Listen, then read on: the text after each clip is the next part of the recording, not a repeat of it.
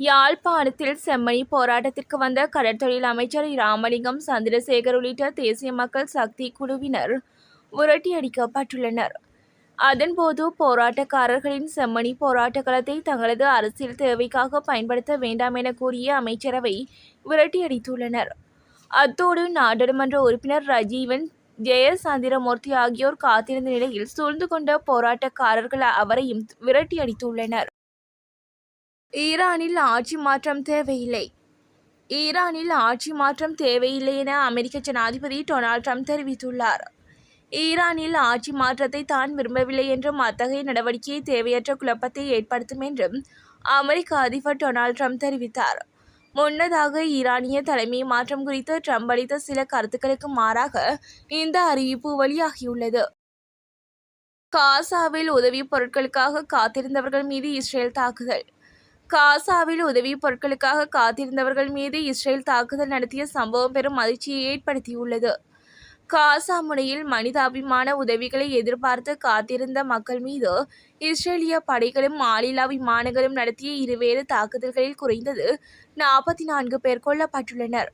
நேரில் கண்ட காட்சிகள் மற்றும் மருத்துவமனை அதிகாரிகள் இந்த உயிரிழப்புகளையும் ஏராளமான காயமடைந்தோரையும் உறுதிப்படுத்தியுள்ளனர்.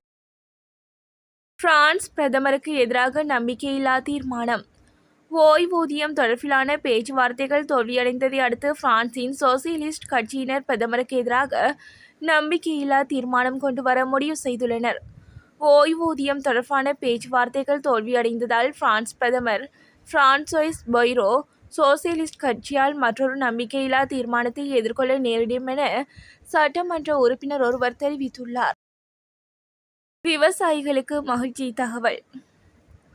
15,000 மெட்ரிக் டன் உரத்தை நாட்டிற்கு கொண்டு வருவதற்கு நடவடிக்கை எடுக்க உள்ளதாக விவசாய பிரதி அமைச்சர் நாமல் கருணாரத்ன தெரிவித்தார். அத்துடன் உர இருப்புகளை மறைத்து வைக்கும் வர்த்தகர்கள் மீது கடுமையான நடவடிக்கை எடுக்கப்படும் எனவும் சுட்டிக்காட்டினார். குருநாகலில் நடைபெற்ற பொதுக்கூட்டம் ஒன்றில் உரையாற்றும் போதே பிரதி அமைச்சர் இதனை கூறினார். சர்வதேச அணுசக்தி அமைப்புக்கு அதிர்ச்சி கொடுத்த ஈரான். சர்வதேச அணுசக்தி அமைப்புடனான தங்கள் ஒத்துழைப்பை நிறுத்துவதான சட்டமூலம் ஒன்றை ஈரான் நிறைவேற்றியுள்ளது. ஈரானில் அணுசக்தி தளங்கள் மீது அமெரிக்கா மற்றும் இஸ்ரேல் தாக்குதல் நடத்தியதைத் தொடர்ந்து அந்த நாட்டின் அணுசக்தி தொடர்பான நிலைப்பாடு கடுமையாக மாறியுள்ளதாக சர்வதேச ஊடகங்கள் தெரிவிக்கின்றன. அணு ஆயுதம் உருவாக்க முயற்சிக்கவில்லை என்ற போதிலும் கடந்த வாரம் ஈரான் அணுசக்தி ஒப்பந்தங்களை மீறியது என்ற தீர்மானத்தை நிறைவேற்றியதை இஸ்ரேலின் தாக்குதலுக்கு நேரடியாக வழிவகுத்ததாக ஈரான் குற்றம் சாட்டியுள்ளது. ஈரானின் அணுசக்தி நிலையங்கள் அழிக்கப்படவில்லை. ஈரானின் அணுசக்தி நிலையங்கள் முற்றிலும் அழிக்கப்படவில்லை என அமெரிக்காவின் உளவுத்துறை வெளியிட்ட அறிக்கை பரபரப்பை ஏற்படுத்தியுள்ளது. ஈரான் அணு ஆயுத தயாரிப்பில் ஈடுபடுவதாக கூறி கடந்த 13ஆம் தேதி இஸ்ரேல் அதன் மீது ஏவுகணை மற்றும் ட்ரோன் தாக்குதலை நடத்தியது. ஈரானும் பதிலடியாக தாக்குதலை தொடங்கிய நிலையில் இரு நாடுகளுக்கு இடையான போராக உருவெடுத்துள்ளது. மத்திய கிழக்கில் தற்போது நிலவும் போர் சூழ்நிலையில் இலங்கை எதிர்கொள்ளும் சவால்களை ஆராய்ந்து அவசர நடவடிக்கை எடுக்க அமைச்சரவை உபக்குழு ஒன்று நியமிக்கப்பட்டுள்ளது. முன்னெச்சரிக்கை நடவடிக்கையாக இந்த முடிவு எடுக்கப்பட்டு அமைச்சரவையால் அங்கீகரிக்கப்பட்டுள்ளது. அதன்படி மத்திய கிழக்கில் போர் நிலைமையை உன்னிப்பாக ஆய்வு செய்து பாதிக்கப்படக்கூடிய அனைத்து பகுதிகள் தாக்கத்தின் அளவு மற்றும் இது தொடர்பாக எடுக்கப்பட வேண்டிய அவசர நடவடிக்கைகள் குறித்து மறு ஆய்வு செய்ய இந்த அமைச்சரவை உபக்குழு நியமிக்கப்பட்டுள்ளது.